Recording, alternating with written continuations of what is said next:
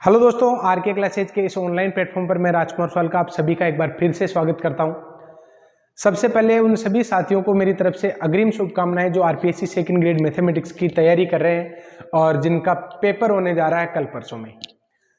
दोस्तों, यहाँ पर क्लास स्टार्ट करने से पहले मैं एक बहुत ही इंपॉर्टेंट विषय पर बात करना चाहता हूँ जो आपके आने वाले पेपर से जुड़ा हुआ है। क्लासेस तो खूब ले ली हमने, खूब पढ़ लिया, आता भी है, नहीं भी आता है, भूल भी गए, बहुत सारी बातें हैं। दोस्तों, कई बार क्या होता है कि हम पेपर जब देने जाते हैं तो एक प्रेशर सा क्रिएट हो जाता है। बहुत सारे हम में से ऐसे विद्यार्थी हैं जिनसे हमारी बहुत सारी महत्वाकांक्षाएं जुड़ी होती है, तो इन महत्वाकांक्षाओं के चक्कर में वो परफॉर्म नहीं कर पाते हैं। बहुत सारे जो स्टूडेंट हैं वो परफॉर्म नहीं कर पाते क्योंकि उनको परफॉर्मेंस एंजाइटी हो जाती है। जो इस परफॉर्मेंस एंजाइटी से पार पा लेता ना, वो एक बहुत बड़ी दीवानगी का हकदार भी बन जाता है।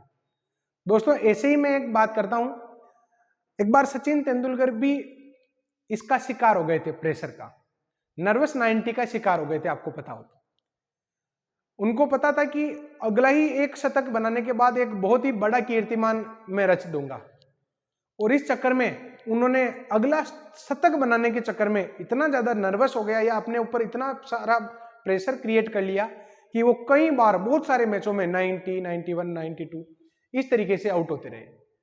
और उनको भी एक सलाह लेनी पड़ी साइकोलॉजिस्ट की कि हो क्या रहा है। दोस्तों, वास्तविकता में यह है कि जब हम कई बार एग्जाम देने जाते हैं तो खुद पर इतना प्रेशर क्रिएट करके जाते हैं।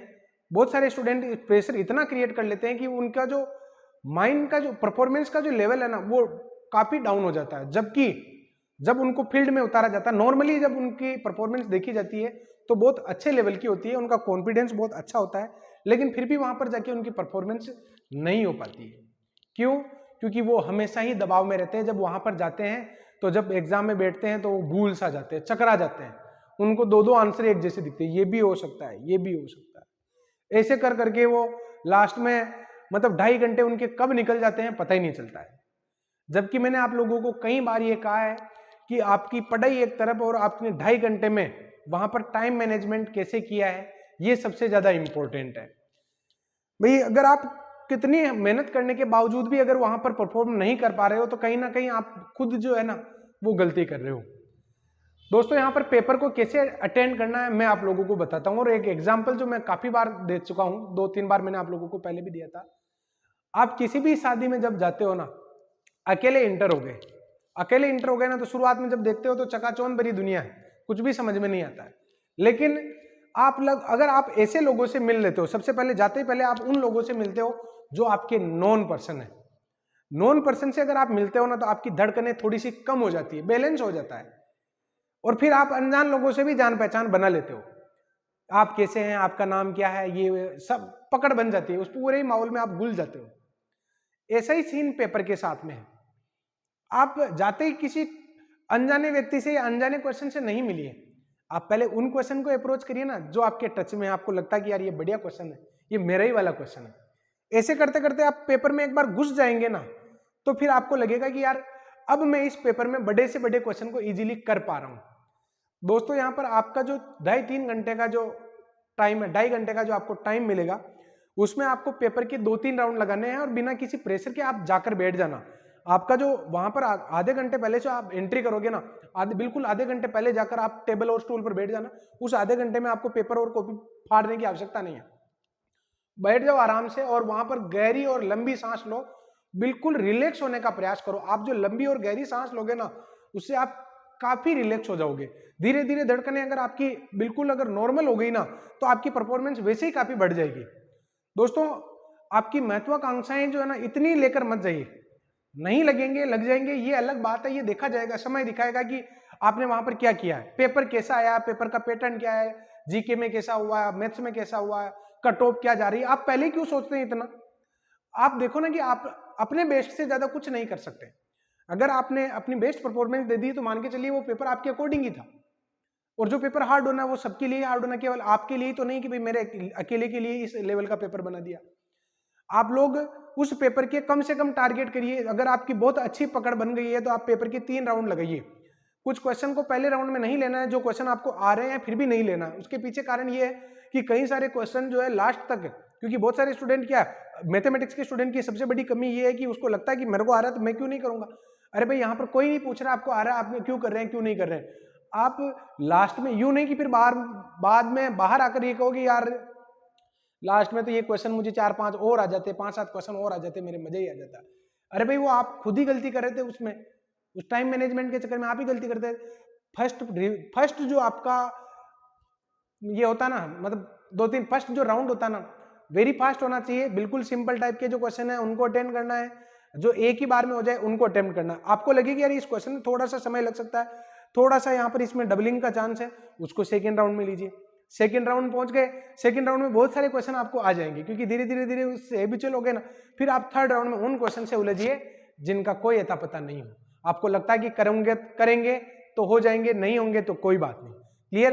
तो स्टूडेंट ऐसे करते करते अगर आप अगर मान लो 250 प्लस का स्कोर कर लेते हैं ना, तो आई थिंक, वैसे अभी कट ऑफ के बारे में कुछ नहीं कह सकते, ये सब फालतू की बातें, कट ऑफ क्या जाएगी, इतनी सारी पोस्ट है। फिर भी अगर आप 250 प्लस या 260 प्लस इतना स्कोर भी कर लेते हैं ना, तो आप एक बेस्ट जोन में चले जाएंगे, बहुत अच्छा रिजल्ट वहां पर आप लोगों को मिलेगा। क्लियर?